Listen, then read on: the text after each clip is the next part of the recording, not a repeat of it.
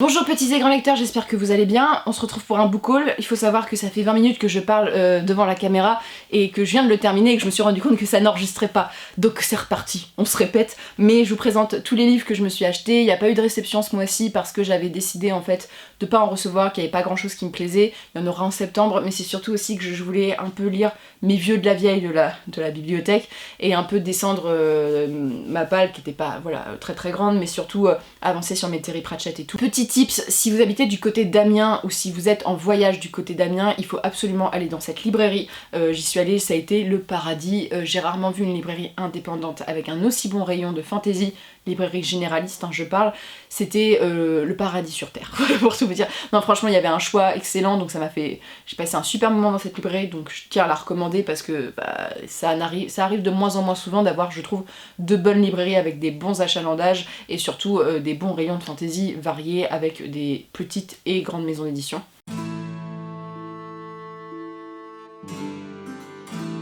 Premier livre que je me suis acheté, il s'agit donc des Chroniques de Bridgerton, le dernier tome. C'est une expérience que je m'étais lancée de lire toute une série de romances historiques parce que j'en lis pas beaucoup, voire j'en lis peu, parce que Outlander c'est quand même assez différent, c'est pas la même chose quand même.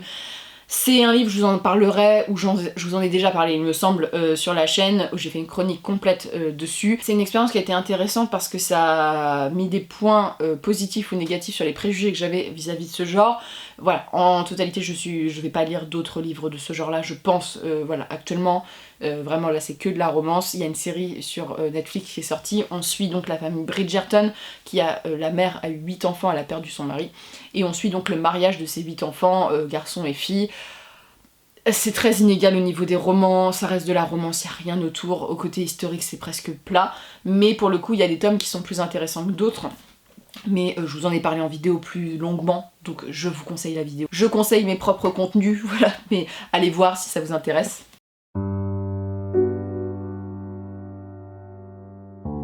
Je suis allée dans un Easy Cash parce que c'est juste à côté de là où j'achète la pitance de mon chat, et donc j'ai décidé de prendre des choses qui étaient plutôt intéressantes. Le premier c'est Des sorciers et des hommes de Thomas Guéa.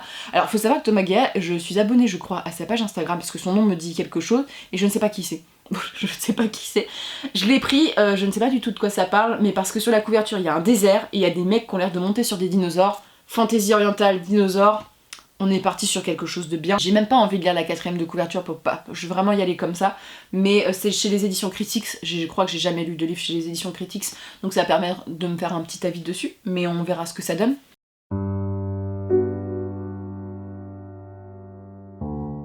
Et ensuite je me suis acheté Le Paris des Merveilles dont je vous ai déjà parlé en vidéo de Pierre Pével. Donc c'est les éditions qui étaient à 10 € pour les 20 ans de Bragelonne. Je vous en ai fait aussi une vidéo, Paris des Merveilles, ça se situe dans un monde donc un peu, j'allais dire steampunk, pas forcément steampunk, mais on est au 19e siècle avec un Paris, donc le Paris qui existe, et un Paris qui est mêlé de créatures fantastiques avec Ambremer. On suit Griffon qui est un mage, et on suit une fée dans leurs aventures un peu policières. C'est un peu de la fantaisie policière d'une certaine manière, mais plutôt pour un jeune public, qui est plutôt sympa, donc je vous laisse voir la vidéo si ça vous intéresse. J'ai l'impression d'avoir déjà chroniqué tous les livres, ne vous inquiétez pas, je vous présente du neuf aussi. J'ai fait le plein aussi de Pratchett. Alors pour mon anniversaire, j'ai reçu Noblio et Sorcière et Le Faucheur, qui est donc le cycle là de la mort, ici le cycle des sorcières. C'est Terry Pratchett, je replace parce qu'il y a toujours des nouvelles personnes ou des gens qui regardent que les book hauls. C'est les Annales du Disque Monde, c'est une série en fait de fantasy humoristique, c'est la plus grosse série de fantasy humoristique qui existe, il y a 34 tomes, 35 tomes. Je me suis lancé le challenge de tout lire en un an. Pourquoi nul ne le sait, et surtout en fait c'était assez compliqué, j'ai eu du mal à trouver les tomes parce que moi j'achète pas sur internet et j'achète quand j'essaye d'acheter en librairie indépendante, bon j'achète sur la Fnac aussi, mais j'ai eu du mal à en trouver parce que c'est une série qui se lit moins qu'elle s'est lue auparavant. On a réussi à les retrouver, j'ai l'impression que Pocket les réimprime aussi pour certains tomes, et donc je vous conseille avant de commencer cette histoire qui a donc plusieurs cycles, de se référer au diagramme qui est disponible sur donc Wikipédia, où soit tu lis par ordre de publication où tu vas avoir donc plusieurs cycles dans l'histoire, tu vas retrouver des personnages, soit tu les lis par cycle et là il faut suivre, c'est c'est pas du genre tu prends le tome 34 et tu lis le tome 34. Non, il y a une suite logique selon les cycles, mais c'est plutôt facile quand t'as compris le truc, mais si tu sais lire un diagramme, tout va bien se passer. Et donc je m'étais pris auparavant Eric et Ogé que j'ai déjà lu. Donc Eric qui se situe aussi dans le cycle de la mort, qui est une réécriture de Faust, et Ogé qui est plutôt un roman de chevalerie, plutôt chasse aux dragons et tout, qui était vraiment très très bien. J'ai beaucoup aimé ce tome-ci. Donc on suit un nain qui fait 1m90. Voilà, Pratchett c'est beaucoup d'humour et de jeux de mots, mais j'ai eu celui-ci et j'ai eu aussi Les Zinzins d'Olive Wed, donc qui est un pastiche des westerns que j'ai hâte de voir. Je trouve que la couverture est superbe et j'ai hâte de le lire parce que c'est un des plus gros que je crois que j'ai de Pratchett et ça a l'air super cool.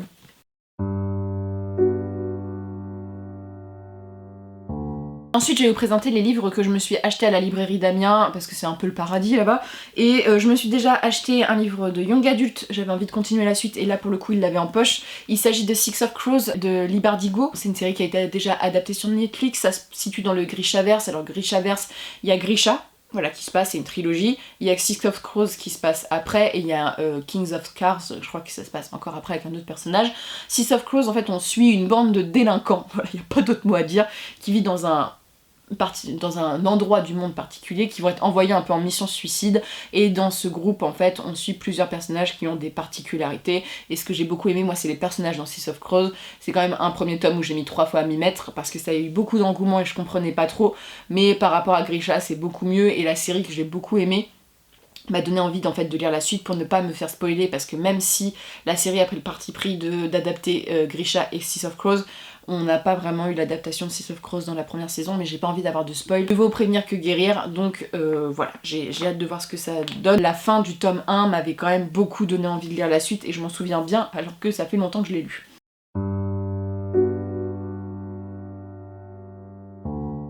Ensuite je me suis pris une suite parce que voilà, je me suis dit, ça sert à rien d'acheter les premiers tomes. Pourquoi t'achètes des premiers tomes? Tu as tellement de suites à continuer. Je me suis donc pris le tome 4 du sang des 7 rois de Régis Goodwin, donc chez La Talent de Poche. Alors je l'ai pris parce qu'en fait ça va être un peu le tome décisif, parce que là je crois qu'il y en a 6 ou 7, alors en même temps il ne reste pas beaucoup à lire, mais c'est une série que j'avais beaucoup aimé, le pitch a des très bonnes idées, mais je trouve qu'elle est très en dents de scie. Il y a quand même des gros points négatifs qui commencent à s'accumuler au fil des lectures. Le tome 3, je l'ai trouvé assez ennuyant pour tout vous dire, je l'ai fini hier. Et j'ai trouvé ça très répétitif, on n'avance pas. J'ai l'impression d'avoir un mini Robert Jordan dans le texte, c'est-à-dire que l'intrigue n'avance pas en fait. Et c'est un peu chiant parce que 7 tomes pour une histoire qui aurait pu en venir en beaucoup moins, c'est un peu, voilà, ça, je suis de plus en plus déçue par ces livres. Donc le tome 4 va être un peu, est-ce qu'on va avancer? Donc voilà, en espérant, parce qu'en fait c'est des livres qui se lisent très bien, parce que ils font 400 pages, mais c'est écrit de manière assez fluide et ça se lit très vite. Mais en même temps, au début autant j'appréciais ça, autant là je me suis ennuyée pendant mes lectures, donc on verra ce que ça donne pour ce tome 4, sinon on abandonnera. Ça sert à rien d'acheter des livres pour finir une série où je vois pas trop l'intérêt. Là vraiment, même les enjeux et tout, ça devient un peu lassant quoi.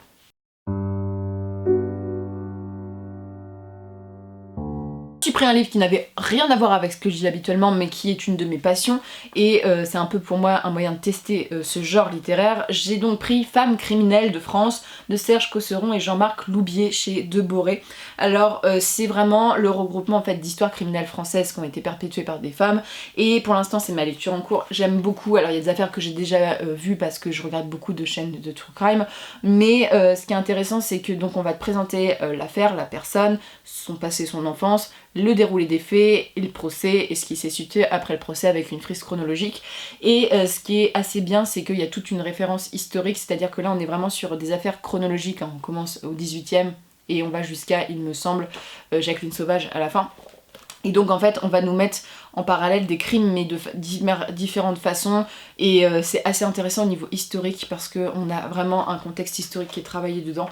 Bref voilà, là je vais commencer Christine et Léa Papin, dont j'ai déjà vu une vidéo sur le sujet, mais j'ai hâte de voir un peu ce que ça donne, puis on a des portraits de femmes aussi dedans, donc voilà, ça représente aussi la condition féminine de ces époques là, donc pour l'instant j'aime beaucoup, et simplement c'est pas très creusé, c'est le seul truc que je reprocherais, mais pour une mise en bouche, vraiment pour découvrir le genre, c'est très sympa. Voilà. Et après, tu te dis s'il y a une affaire qui t'intéresse, tu peux acheter des livres sur ce sujet-là, mais pour commencer, c'est un bon truc.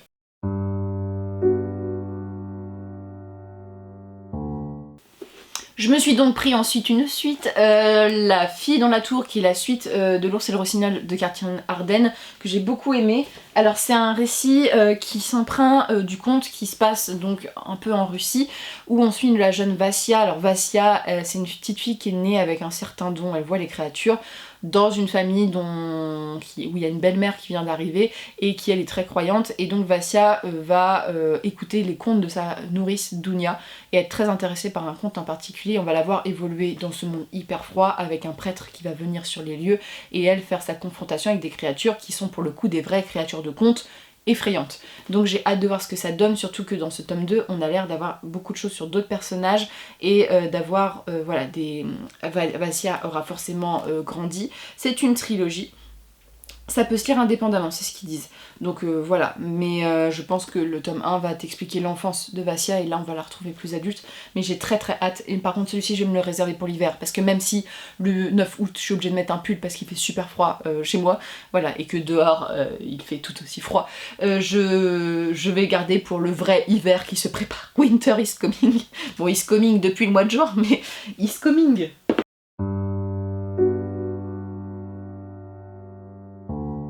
Ensuite, alors celui-ci, j'ai pas attendu pour l'acheter, je me suis dit maintenant tu vas finir cette série parce que même si t'as pas envie que ça se finisse, il faut le faire. Je me suis donc pris Les Aventuriers de la Mer de Robin Hobb, donc l'intégrale 3, j'ai adoré les 2 premiers intégraux. On est donc dans l'univers de l'Assassin Royal, qui est assez connu, si vous êtes sur la chaîne vous connaissez je pense, au moins de nom, ou qui est plus adulte, où on suit donc l'histoire de Althea, qui est une jeune femme dont l'héritage va être spoilé par son beau-frère tyrannique, et tout ce qu'elle va faire c'est récupérer son héritage, et notamment le bateau Vivenef. Donc les Vivenef c'est des bateaux qui ont une certaine conscience, un certain type de bateau. On va la suivre elle, on va suivre un groupe de pirates et on va suivre des créatures dans le récit. Je ne vous en dis pas plus, mais j'ai adoré. Si vous avez aimé l'Assassin Royal, vous aimerez Les Aventuriers de la Mer. C'est plus adulte, c'est plus riche, et moi j'adore les personnages, j'adore les personnages de Robin Hobb. Voilà, j'ai toujours aimé, notamment ses méchants. Ça me replonge des années en arrière et c'est ce que j'aime, il y a un côté nostalgie. Mais j'ai très hâte de le lire et je pense qu'il va pas faire long feu dans ma palle.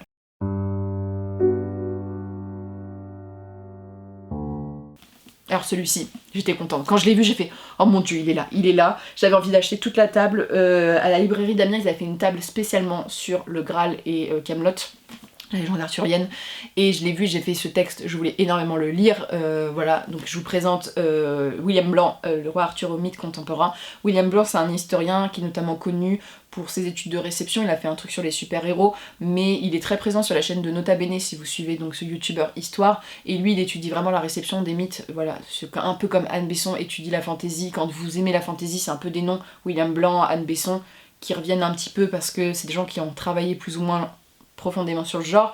Et je vais vous lire la 4ème parce que pour les essais je trouve que c'est quand même ce qu'il y a de plus pertinent.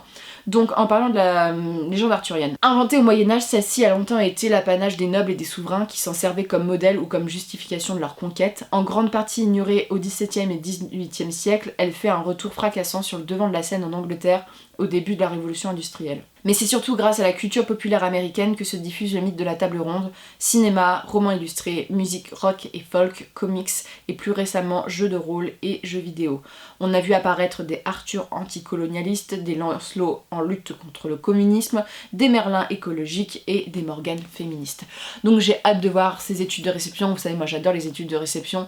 J'ai vu qu'il y avait des tableaux de John William Waterhouse que j'adore. Voilà, j'ai vraiment hâte. Et ça va peut-être donner d'autres pistes, voilà, des tips pour voir certains films et tout.